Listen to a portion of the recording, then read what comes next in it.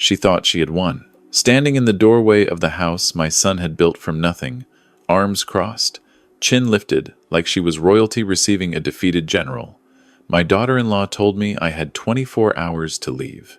My son had been in the ground for exactly 6 days. I am a civil engineer. Retired now, but once upon a time I designed bridges across rivers that people told me couldn't be crossed. I spent 40 years solving problems that looked impossible from the outside. I learned a long time ago that the most dangerous thing you can do to a man who builds bridges is assume he doesn't know how the river flows. My name is not important. What matters is that I am 64 years old. I have arthritis in my left hand, and I have never in my life wanted anything as badly as I wanted to sit back and let the river do what rivers do. This is the story of how I watched it happen. My son Marcus was 42 when the doctors found the tumor. He called me on a Tuesday evening in October, and I remember I was on the back porch of my house in Kelowna, watching the lake go dark. He didn't cry when he told me. He was always like that, steady, contained, the kind of man who processes things quietly before he lets anyone see him hold them. He said, "Dad, I need you to come to Vancouver, and I need you to stay for a while." I was in my car the next morning before 6. Marcus had built something remarkable. 15 years earlier, with a used laptop and a spare bedroom in a rental apartment in Burnaby, he had started a supply chain software company. By the time he called me that October, the company had 43 employees and contracts with 3 of the largest retail distributors in Western Canada. He had been careful with his money in a way that I had always admired, not flashy, not reckless, but strategic. He understood value. He understood leverage. He understood, better than most men his age, that the things you build quietly are the things that last. His wife, my daughter-in-law, I had known for 4 years by then. They had met at a fundraiser, married 18 months later in a ceremony on Bowen Island that I paid half of because Marcus insisted on something modest, and she insisted on something that required a string quartet. I told myself that was just a difference in style. I told myself a lot of things in those early years. She was not a bad person, I think, in the way that a flood is not a bad person. She simply moved toward whatever she wanted, and did not particularly notice what she displaced.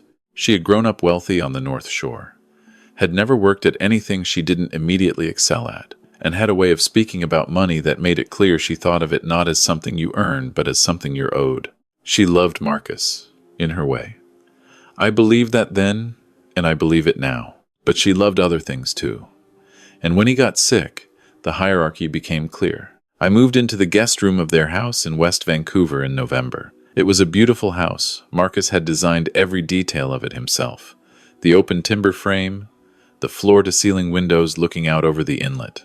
I used to sit in the kitchen early in the mornings and watch the freighters move across the water and think about how much of himself he had poured into that place. He had built it to last 100 years. He had wanted to grow old in it. The months that followed were some of the hardest of my life, and some of the most important.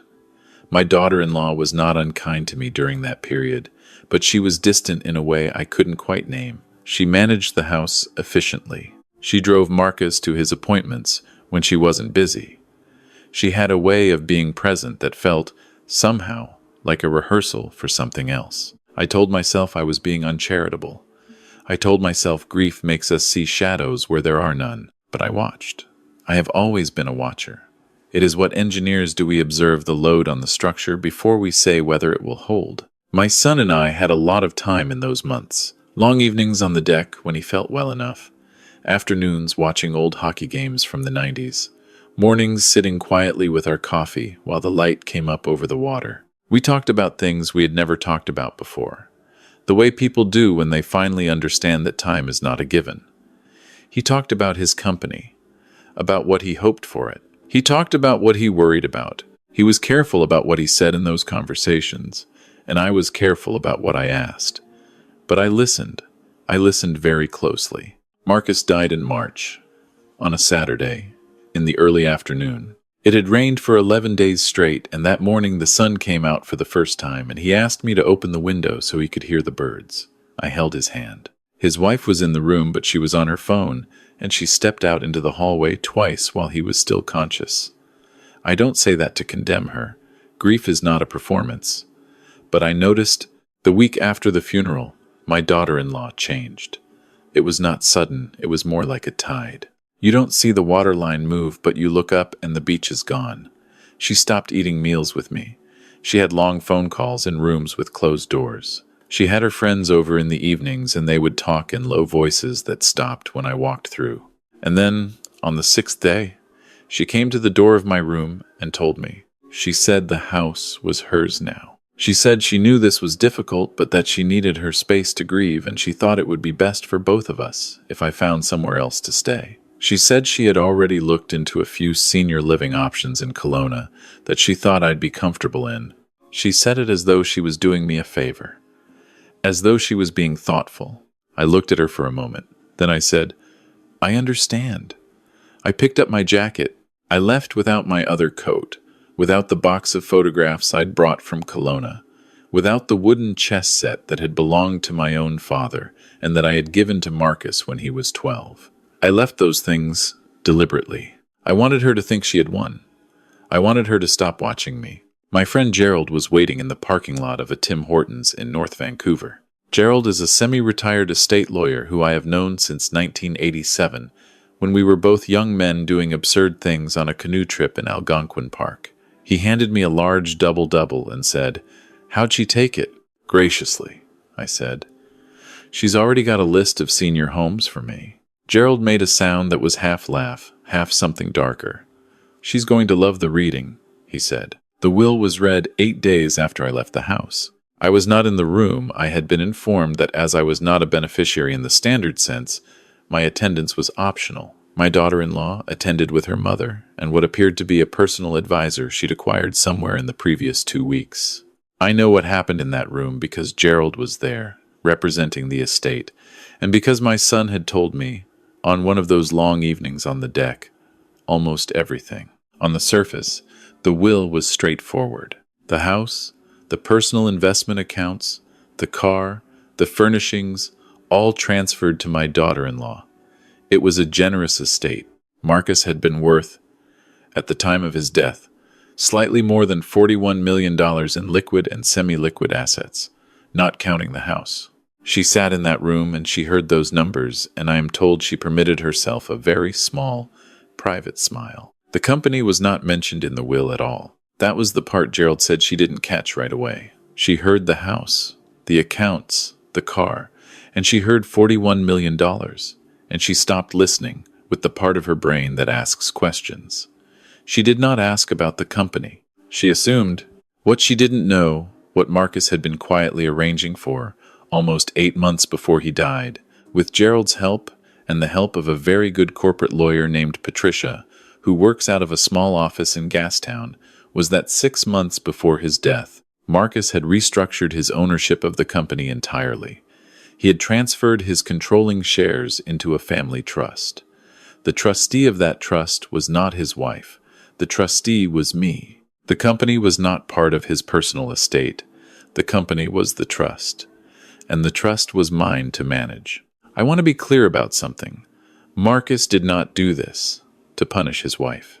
He did it because he loved his company, and he had watched, over those months of illness, the way she talked about it when she thought he wasn't listening carefully as an asset, as a number, as a thing to be liquidated at the right moment for the right price. He had built that company the way I built bridges.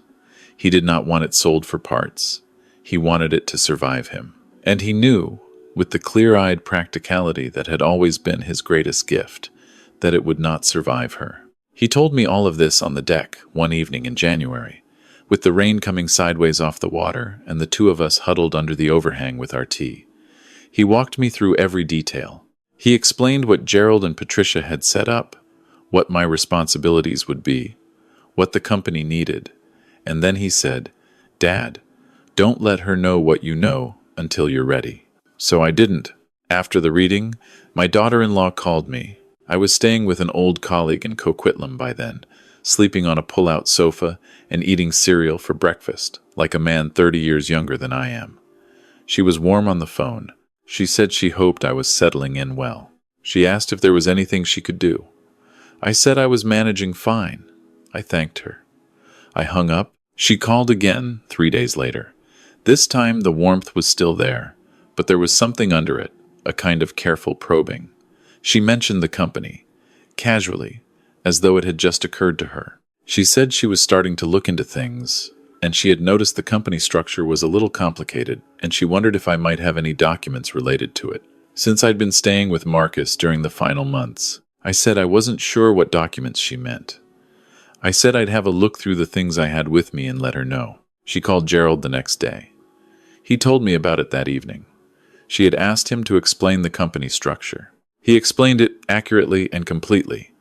There was a long silence on the phone, he said, and then she asked him to explain it again. I gave her 3 days to sit with it before I did anything else. I thought that was the decent thing to do. On the 4th day, I drove back to Vancouver. I parked on the street outside my son's house, and I looked at it for a while. The timber frame, the big windows, the garden Marcus had planted along the front walk, with the help of a landscape architect he'd found through a client. The garden was already showing signs of neglect. The bird feeders he'd put up along the fence were empty. I thought about the mornings we'd sat in the kitchen watching the freighters, and I let myself feel what I felt. And then I drove to Patricia's office in Gastown. We spent the afternoon going through the structure of the trust. Patricia is a precise woman who speaks in complete sentences and never says anything she hasn't already considered from 6 angles. She walked me through my rights and responsibilities as trustee, the limits of what my daughter-in-law could and could not do, and the specific legal situation as it stood. When we were done, she folded her hands on the desk and said, "What would you like to do?"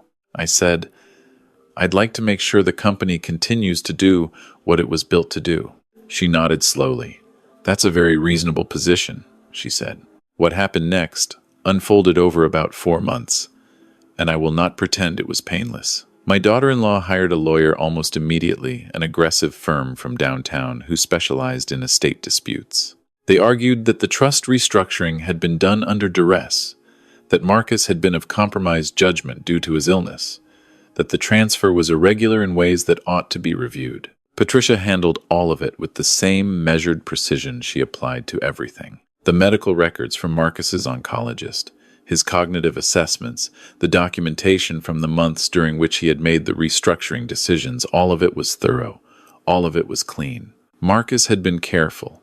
He had always been careful. While the legal process moved along in its slow and deliberate way, I went back to work. I drove to the company office in Burnaby, a low-rise building in an industrial park, modest and functional, exactly the way Marcus had liked it, and I introduced myself to the staff as the trustee. Most of them knew who I was. Marcus had talked about me, apparently, more than I knew. A young woman in operations named Diane, who had been with the company since near the beginning, told me that Marcus had mentioned my name in a company meeting once when someone asked him who had taught him to think systematically. She said he'd just said, "My dad." I had to step out into the parking lot for a minute after she told me that. I am not a software person. I want to be honest about that. I spent the first 2 weeks asking questions and listening more than I spoke. But a company is a structure, and I understand structures. I could see where the load-bearing elements were, where things had been stretched thin during the illness, where the team needed support. I brought in a strong interim general manager, a woman Patricia recommended, who had run operations for a distribution company in Calgary, and between the two of us, we steadied things. My daughter-in-law's lawyers were still arguing that the trust was invalid. In the meantime, she had begun what I can only describe as a very expensive period of adjustment. The house in West Vancouver, which she did legitimately own, began to accumulate costs she hadn't anticipated. Marcus had handled a great deal quietly. The insurance riders, the maintenance contracts, the landscaping company that kept the property looking the way it did. None of that had been transferred to her name or her accounts. She had to arrange it all herself, and she discovered quite quickly that things she had assumed were simply part of the house were, in fact, services that cost money every month.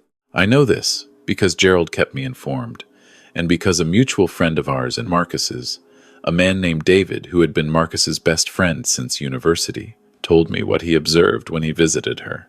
He was not spying. He went out of a genuine sense of obligation to Marcus's memory.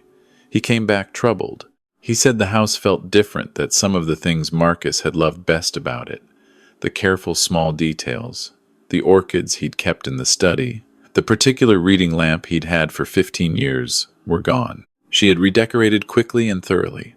She had hosted a large gathering within 2 months of his death, the kind she had always wanted to host in that house, and that Marcus had always preferred to avoid. David said it didn't feel like grief. It felt like arrival. The dispute over the trust went before a court in July. I sat in a courtroom in Vancouver for 3 days, while lawyers made arguments and counter-arguments, and I watched my daughter-in-law sit at a table across from me and look at me with an expression I can only describe as impatient, as though all of this was an inconvenience, standing between her and something she had already decided was hers. The judge was thorough. She asked good questions. On the third afternoon, she ruled. The restructuring was valid. The trust was valid. My authority as trustee was valid. Marcus had been of sound mind and had acted within his rights. The company belonged to the trust. It was not my daughter-in-law's to claim, to sell, or to benefit from. My daughter-in-law did not faint, as I have heard happens in stories like this. She sat very still. Her lawyer touched her arm. She looked at the judge, then at me, and then she looked away at a point on the wall of the courtroom, and her face went through several things in rapid succession before it settled into something I recognized. A calculation. I drove back to Coquitlam that evening. My colleague's pull-out sofa was not comfortable, but I slept well regardless. She called me 2 weeks after the ruling. This time, the warmth was entirely gone. She was direct, which I actually appreciated. It felt more honest than the previous calls. She said she thought we should discuss things. She said she had been speaking with a financial advisor, and that it was clear the most sensible approach for everyone was to liquidate the company and split the proceeds, and that she was prepared to be reasonable about the percentage. She said she was sure Marcus would have wanted the two of us to reach an understanding. I listened to all of this. Then I said, I don't think Marcus would have wanted that. Actually, I think if he had, he would have arranged it that way. She said, Owen. I said, I'm sorry. My name isn't relevant to this conversation. My role as trustee is what's relevant. And as trustee, I am obligated to act in the best interest of the trust, which means keeping the company operational. I paused. I think you should talk to your lawyer about next steps. She hung up without saying goodbye. The next 3 months were quieter. She attempted 2 more legal challenges, both of which Patricia dispatched without particular difficulty. The company, meanwhile, was steadying. We renewed 2 major contracts that had been in uncertain territory during the illness.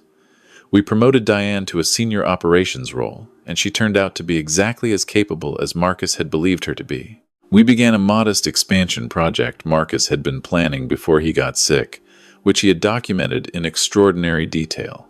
As he documented everything, I thought about him often during those months, more than I had expected to. Not with the raw grief of the first weeks, but with something softer, a kind of ongoing conversation in my head, the way you might talk to someone who is still present somewhere, just out of sight. I would look at a decision in front of me and think about what he would have said.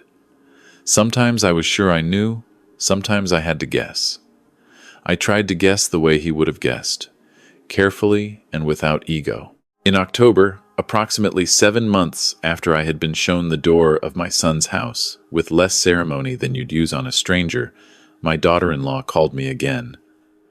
It was a Sunday morning. I was at my desk in the guest room of my colleague's house in Coquitlam, going through a set of quarterly reports Patricia had sent over, and the phone rang, and I saw her name, and I held it in my hand for a moment before I answered.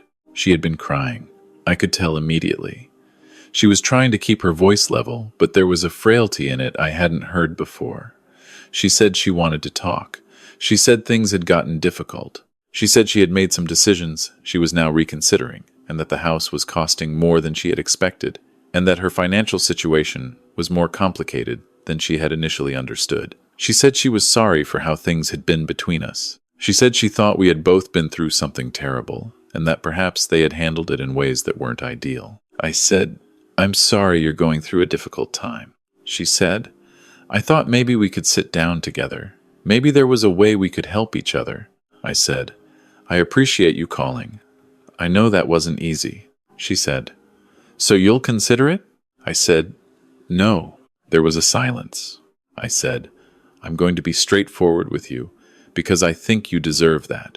The trust is structured the way my son chose to structure it, and I intend to honor his choices. The company will continue to operate. I am not in a position to offer you any part of it, and I would not do so if I were. What you received from my son's estate was substantial. I hope you find a way to manage it wisely." I stopped there. Then I added, "He was a good man. I know you know that. I think whatever comes next for you, it would serve you well to remember it." She hung up. I sat for a while with the phone in my hand, looking out the window at the October rain. A month later, David told me she had listed the house. I drove out to West Vancouver the afternoon I heard, not to see her, but just to drive past. The listing sign was at the end of the front walk, the one with the garden Marcus had planted.